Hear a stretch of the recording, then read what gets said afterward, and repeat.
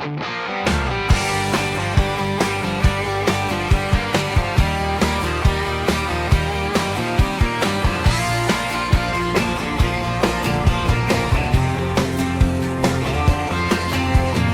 silong sa kahoy, naglantaw sa bulan, ang katauhan nagdamgo, bisan asa pa sila dalon mga tingog. Sa kalipay, paminawon bisan asa para sa masa, para sa tanan. Mga damgong alayo, hato kining maabot para sa masa, para sa gugma. Kita maghiusa bisan unsa pa'y bagyo.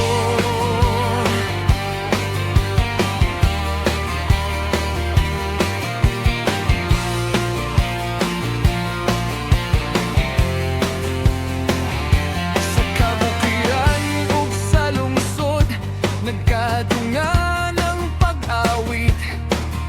Ang adlaw musubang, maghatag bag-ong kusog, ang gugma sa isig katawo, maoy tinuod nga bahandi. Para sa masa,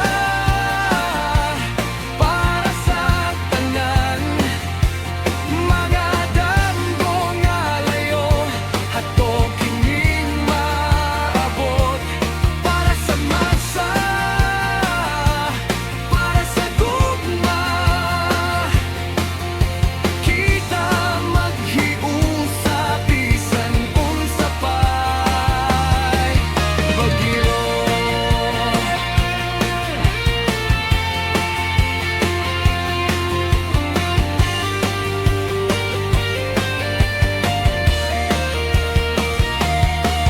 Buntag ug gabi, ang paglaom magpabilin, ang dughan puno sa kusog.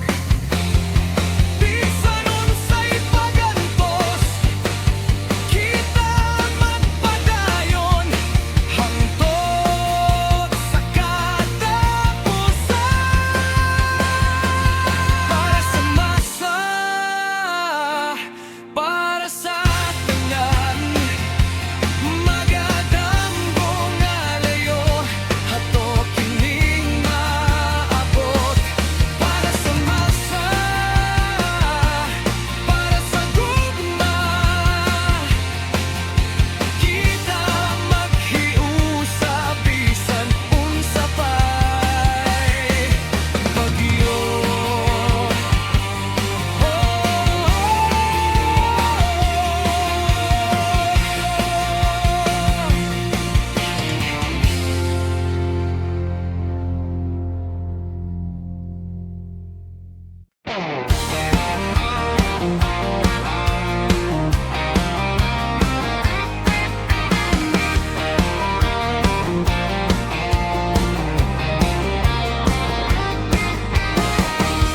Adlaw nagdanag, kalipay sa tanan. Katawhan nagpakatawa, walay tahadlok nga nadamhan. Kalihokan nga puno sa gugma, dili kalimtan. Para sa masa, para sa tanan, ang among handom dili kalimtan. Di pasara ang among inspirasyon, paglaom sa katahan, among gilang kahayag sa nasyon.